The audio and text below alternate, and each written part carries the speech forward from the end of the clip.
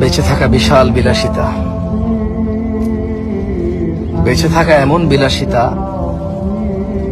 বেঁচে থাকা আল্লাহর এমন নিয়ামত যে মানুষ সুবহানাল্লাহ বললে আসমান আর জমিনের খালি জায়গাটা নেকিতে পরিপূর্ণ হয়। মানুষ আলহামদুলিল্লাহ বললে নেকির পাল্লা ভারী হয়ে যায়।